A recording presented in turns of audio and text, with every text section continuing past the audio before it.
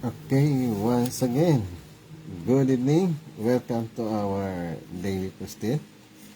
Of course, this is your Doc Rudy, broadcasting live, FB Live, for our daily posted.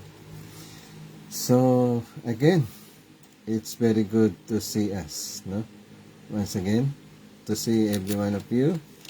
And of course, thank you for viewing in. For those who are always view my FB Live, my Reels, thank you very much. Please like and share. Like and share and subscribe. And also, you can follow me with my YouTube channel. YouTube channel, Doc Rudy Vlog. Of course, thank you very much for this evening. But before that, let us pray. Thank you very much, Father, for everything. Thank you for your guidance. Thank you for your protection. This, Father, is pray in the beloved name of our Lord Jesus. Amen. So, our topic and our sharing for tonight is the elements of salvation. So, how can we be saved? And what are those things we need to consider? If we want to stay, if we want to be saved, and then to be with God, to be with our Heavenly Father, to be with our Lord Jesus Christ, and to be with the Holy Spirit. Elements of salvation. Our biblical references, taken from the Corinthians 13:13. It says, and all these things, faith, hope, love, but the greatest of all is love. So in this Corinthians 13, we can tackle that the elements of salvation has three elements, and then of course there are other things, but first and foremost we need to know that the first element is believe in God. We need to believe in God, because otherwise what is faith all about without believing in God? Faith is something that we trust, we believe in God. So that means if we want to be saved, first and foremost, who will save us? Then why we need to be saved? What we are waiting for, or what we are for? That means we are for Heavenly Father. And basically, from our life course, from our life to faith, we want to see our Heavenly Father. We want to see our Lord Jesus Christ, and we want to see the kingdom of heaven. And all those things comes when we have our faith, and then also when we have the elements of salvation. And number one, first and foremost, is we need to repent, because we are separated from God. In order to go back to God, to be with God, we need to accept that we are sinners. We need to accept that we need repentance. We need to repent. That means from evil life to holy life. From unrighteousness to righteousness. Because the meaning of our life, the meaning of our course of faith is when we can perform the goodness, when we can perform holiness, when we can live with righteousness, when we can live with holiness, with divinity, and first and foremost, when we can live united with God. Because that is the bottom line of our life of faith.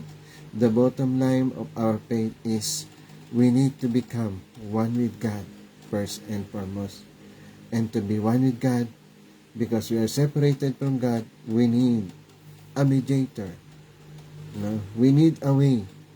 And our Lord Jesus Christ said, I am the way, the truth, and the life. No one comes to the Father except through me. So that means we need our Lord and Savior, Jesus Christ. And then to maintain that, first and foremost, we need to have faith. We need to have faith.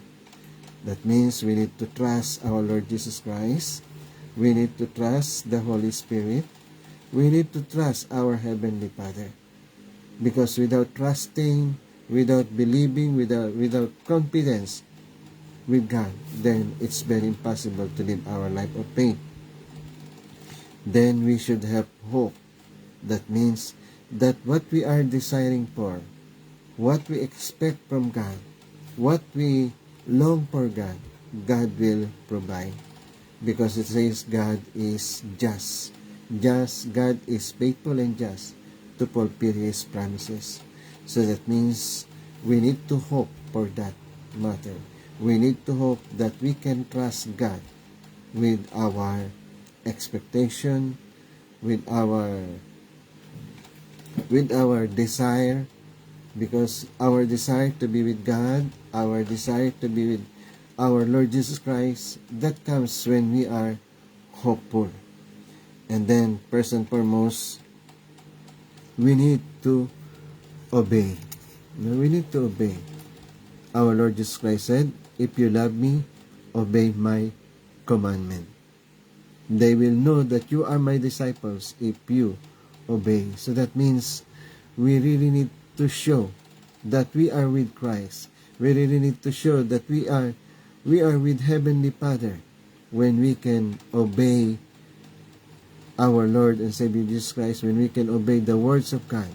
So that means the words of God must resonate, must reflect within us.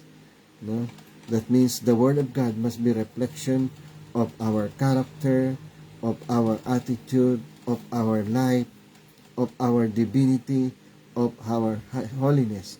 That means the likeness, the image and likeness of God must be seen in us in order for us that we can say that we are truly belongs to God.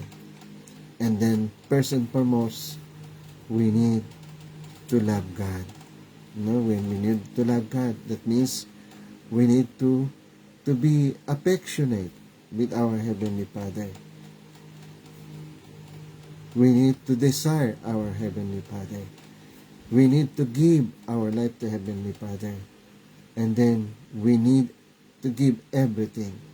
And to be able to give everything to God, to be able to have faith in God, to be able to hope in God, first and foremost, and also to be able to obey God, that means we need to have love.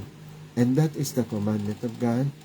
It says, love God with all your heart and love your neighbor as you love yourself. So that means when we say we love God, we need to love our neighbor as we love ourselves. We need to love the creation. And then we need to serve one another. So that means that is along the way, to keep our relationship to God. Because salvation means is going back to God. Salvation means is restoration of our relationship to God. And then for that effect, to restore our relationship to God, to be with God, or to be saved. That means, first and foremost, we need to believe in our Lord and Savior Jesus Christ, follow His word. We need to have faith, love, obedience. That is the bottom line. That is the elements of salvation. These elements of salvation must be seen in us, must reflect, must resonate. And then, along the way, the bottom line of all these things is we need to participate in the building the kingdom of heaven on earth.